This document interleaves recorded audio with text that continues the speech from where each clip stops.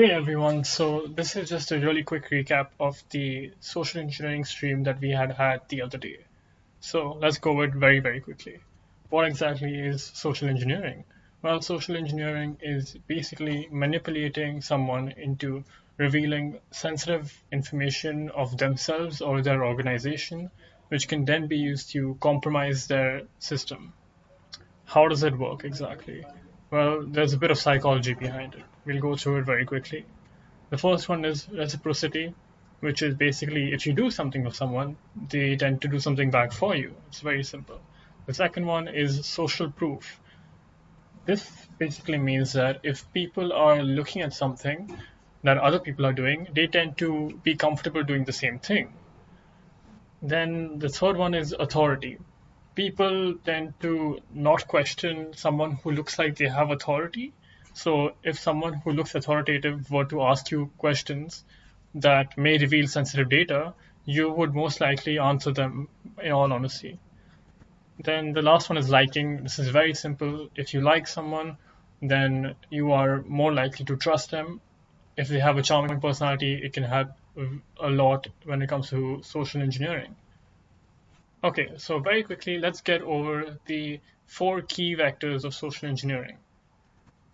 The first one is phishing. Most of you have already seen phishing before.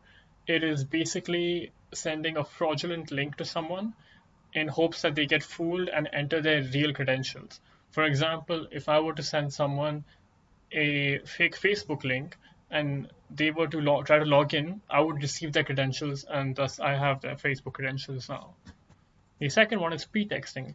It is essentially an elaborate lie that can be used to either obtain more information about a target, uh, or it could be used to act as an authority and obtain more information about a target.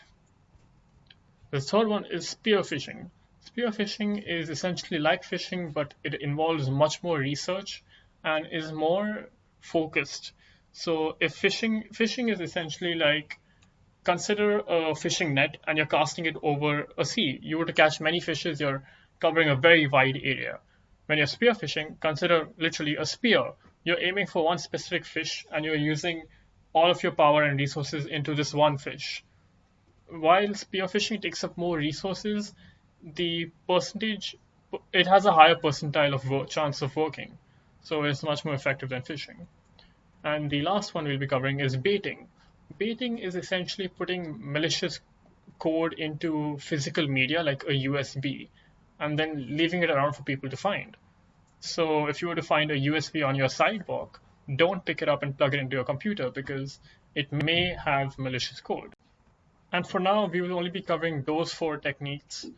In the stream, we had covered a lot more techniques and in much more heavy detail, so please do check it out. Now, we will lastly be going over prevention. Prevention can occur on two levels, a corporate level and an individual level. Let's go over prevention on a corporate level. The first point is training employees. Train your employees so that they are very well aware about the various types of social engineering attacks that are possible. The second one is establish frameworks of trust. So between employees, there should be certain frameworks that are in place, and employees should be aware of who to trust and who not to trust. Scrutinizing information. When employees are given information or employees that handle information, they should be well aware that there is some information that is extremely sensitive, and they should be aware of who to share that information with and who to not share it with. And the last one is testing and reviewing. The employees should always be tested, and these processes should always be reviewed on a very routine basis. Now let's look at prevention on an individual level. Avoid emails and attachments from suspicious sources. This is very obvious. If you don't recognize the sender, or you do recognize the sender, and the email looks very off to you or very weird, double check on the source of the email and make sure it is not malicious. Use multi-factor authentication. Many websites and platforms have this thing called two-factor authentication, where the account gets linked to your phone number, making it much harder to hack into. Be wary of tempting offers. If something sounds too good to be true, it probably is. This can be applied to almost anywhere in life. Keep software updated. Don't postpone your updates because hacks come out very regularly for very different software. So keep everything up to date. Don't trust anyone online. Just keep in mind that sometimes someone may be impersonating someone else to try to get information from you. So keep this in mind. And the last one, high spam filters. Let the computer do the work for you and just set your spam filters to high. Don't even look at any of the phishing emails that you get. And that's about it. So I hope you have enjoyed this recap. If you would like to know a lot more about this, where I cover various other techniques in heavy detail, and where I look into some real life scenarios, do check out the stream. And thank you so much.